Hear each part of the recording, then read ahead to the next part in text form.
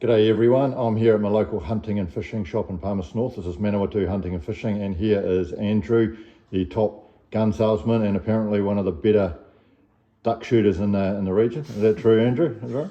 Oh, I can't confirm such things, no. Keenest, I'd call keenest, maybe not the best. So we're coming up to duck shooting season, which is a huge thing in New Zealand. We get hundreds of thousands of people out duck shooting that day. I'm just wondering, for those people who are getting into it, what sort of shotgun they might want to buy, Andrew? Well, for most of what we sell these days is semi-automatics. Start it again. That's right. Edit that out. Most of what we sell for duck guns are semi-automatics, the odd pump gun, but mostly semi-automatics. Soak up the recoil of this gruntier steel shot that we use these days. A couple of options for people who just want a entry-level semi-auto to get them started in duck hunting.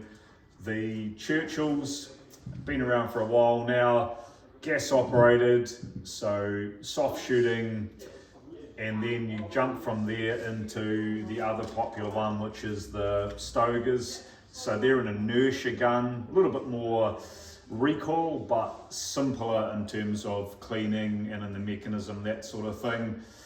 Its reliability is not really an issue for either if you keep them clean and keep them oiled. And most of the problem we see with semi-automatic shotguns, doesn't matter whether it's a cheap one or a good one, is the action. People run them too dry. They like to have oil on the moving parts. Generally, if we get one and it's not working, you put a bit more oil on it and they tend to go no problem. Eventually with a gas gun, if you don't clean the gas ports and the gas piston, it will clog up, but that takes a lot of shots. More often than not, it's just because they're dry. But yes, an inertia gun like a Stoger, the good old M3000, is pretty hard to beat with a duck gun in particular when you've got mud and water and that sort of thing. So either of those two are good options for someone who only wants to spend about $1,000. From there you go up to the top of the heap. There is a couple in between, but we'll go straight to the top. So kind of the same. In the top end you've got gas and you've got inertia. Inertia in the top of the heap is the good old Benellis, and either the M2s or the Black Eagles. Super reliable, time proven. Military use them because they're so reliable.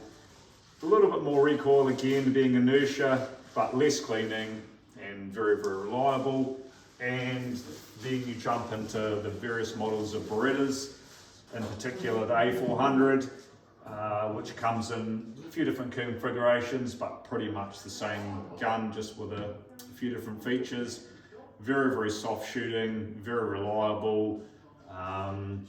If you want a gun that's basically gonna load anything from clay ammo right up to the big grunty stuff and is going to have not much recoil with the gas system and the kickoff in the stock there, that's going to be the one that's going to give you the most recoil reduction out of any of the guns with the kickoff, and it is the way to go. So that's probably the most popular ones. There's even a few older people, we'll call them, like yourself, Dave, that still like over and unders, wood blue, that sort of thing. Yep. I mean, I don't know why you would in a duck gun, but each to their own. Even in the semi-autos, you can still get this brown stuff here they call wood, but plastic's the way to go, mate, these days. Yeah. Plastic everything. Well, it's funny you say that because I actually got a Benelli M2 and it's plastic, but my only problem is I can't hit anything with it, so I'm not sure if that's a gun or me, so I think it might be me. Yeah, no, it won't be the gun's fault, it never is. Yeah, but you're right about the recoil, because the Benelli does, it's a beautiful gun, but it does have a little bit more recoil than other things. So. Yeah, and that just comes down to the fact they're lighter weight and they run an inertia system, which definitely gives a bit more felt recoil. But if you're not firing a lot of big bombs, and these days you don't need to, modern 2 3/4 inch ammo is so good that often 3 inch is just not needed, and so it's not quite so bad. And they've got recoil reduction systems in their stocks, but yeah, there's no doubt a gas gun is, if you like me and don't like recoil, gas is where it's at. Now, awesome, mate. Well, I trust you have an awesome opening day, and everyone watching this has a great opening day. It's a huge part of New Zealand sporting culture. So, absolutely. Okay, cheers, Andrew. Thanks. No worries.